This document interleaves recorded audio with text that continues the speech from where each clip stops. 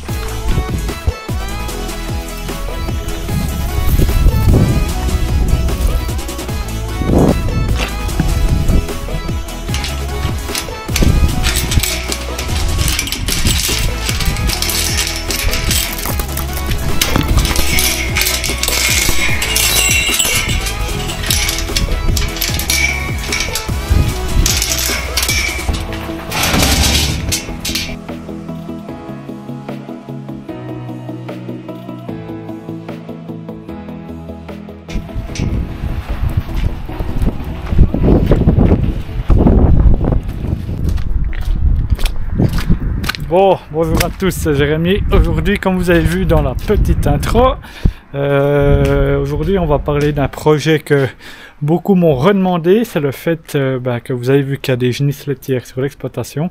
Donc je vais essayer de vous expliquer le produit comment et puis qu'est-ce qui va se passer. Donc c'est parti, n'hésitez pas avant de commencer à vous abonner, c'est hyper important, à mettre un gros pouce bleu et à aller checker la boutique en ligne si vous êtes intéressé dans la description. Allez, c'est parti.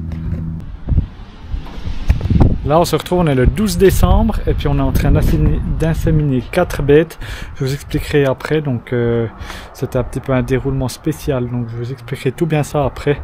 On va juste s'en occuper de les inséminer donc artificiellement sans le taureau. C'est donc un inséminateur, quelqu'un qui fait la place à la place du taureau avec des semences suivant les taureaux qu'on veut choisir, qui les insémine. Et puis voilà, je vous montre pas trop parce que j'ai les mains un peu prises, mais je vous reprends après pour les explications qui sont importantes après.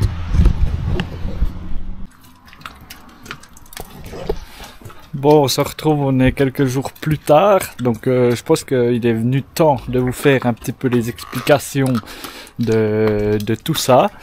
Donc pour commencer, vous avez vu l'autre jour, on a fait des inséminations donc artificielles, comme je vous ai expliqué à quoi ça correspondait. Puis je vous dis que c'était un peu spécial, tout simplement parce que les 3 bêtes qu'on a inséminées, donc Blanche, Daisy et puis la dernière, la grande Faline là, Blanche et Faline, elles portaient pas de la dernière fois. Et puis la petite, c'était sa première insémination. Et puis quand il est venu faire le contrôle de gestation, le vétérinaire, il y a 15 jours, je me suis dit qu'on allait mettre ce qu'on appelle des hormones, en fait, ce qu'on appelle une spirale, qu'on met aux bêtes pour que justement les stimuler, pour qu'elles reviennent en chaleur. Donc c'est ce qu'on a fait il y a 15 jours. Et puis on a dû faire un délai d'1 semaine entre le moment où c'est qu'on a mis cette spirale d'hormones et puis le jour où c'est qu'on a dû les piquer pour je sais plus exactement à quoi ça sert, mais voilà, pour stimuler les hormones. Et puis 3 jours après cette piqûre, on a pu les inséminer. Donc comme vous avez vu, c'était l'autre jour, mardi, du coup on a piqué, on a inséminé nouveau les 3, donc Daisy, Faline et Blanche. Et puis justement, comme je vous ai dit, avec l'insémination artificielle, ce qui est bien, c'est qu'on peut choisir un peu les taureaux qu'on veut. Donc on a des catalogues et puis après on peut s'occuper de regarder quel taureau on veut en fonction de des bêtes, qu'est-ce qu'elles ont de mieux ou de moins bien, et puis on arrive à rectifier un petit peu sur les points où c'est qu'elles sont moins, elles sont moins entre guillemets, où c'est qu'on peut les rattraper un peu, que ce soit sur les membres, les mamelles, les teneurs, et ainsi de suite. Donc c'est pour ça on a inséminé les 3 bêtes. Là je les ai inséminées 2 avec de la race SF, donc Swiss Fleckvieh. Je crois que vous avez déjà raconté que c'était, c'est un mélange entre la Simmental et de la Redolstein. Une que j'ai inséminée en Redolstein justement, comme c'est une Red. Et puis la dernière j'ai aussi inséminé Charline, qui a nostalgie avec, tout simplement parce que j'ai envie de la retraire justement. Ça, on y reviendra sur le projet parce qu'elle est assez facile, et puis c'est facile sûrement pour la traire. Puis là j'ai mis un brown suisse, donc ça c'est encore une autre race, elle est grise, mais je vous montrerai parce que vous en verrez normalement début de l'année prochaine. Et puis voilà, un peu pour les explications qui sont un peu longues.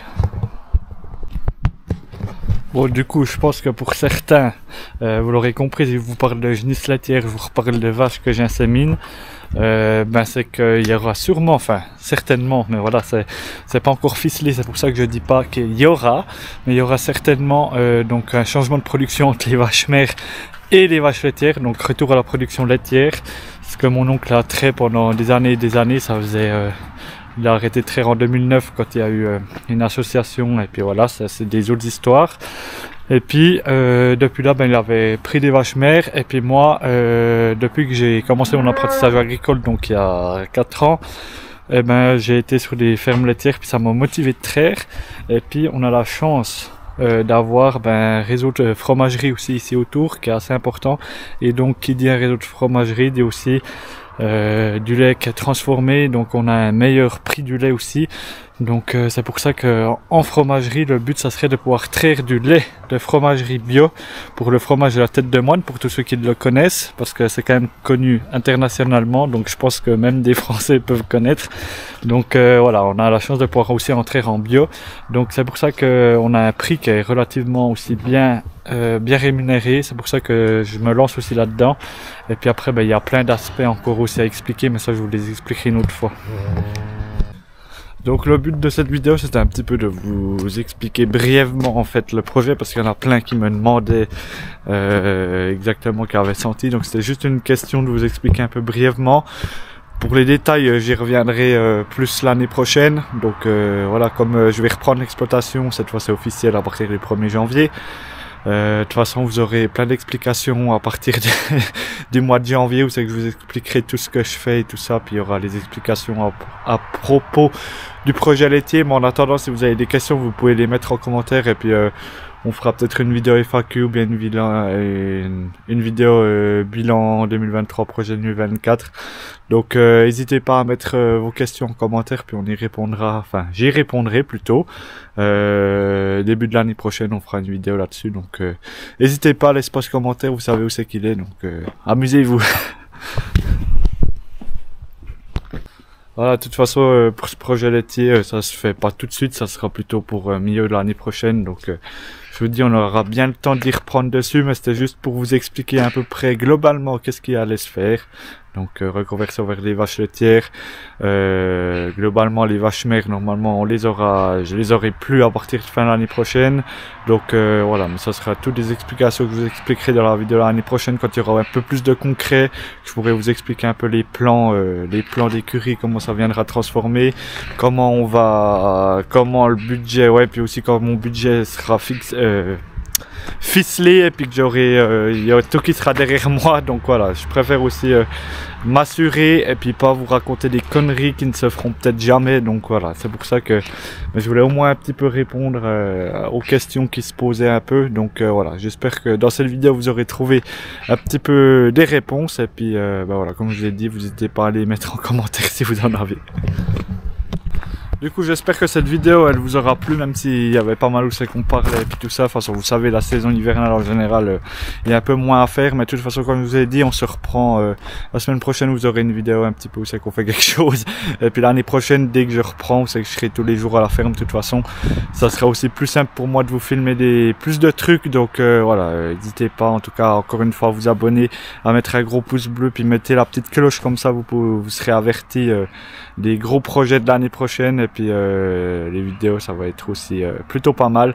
Donc j'espère que cette vidéo en tout cas elle vous aura plu. Désolé à pas avoir répondu à toutes les questions que peut-être se posaient, mais vous inquiétez pas, ça viendra l'année prochaine. Donc voilà, d'ici la vidéo de la semaine prochaine, j'espère qu'elle vous aura plu, en tout cas celle-là. Et puis moi je vous dis à bientôt, c'était Jérémy, ciao, bye bye.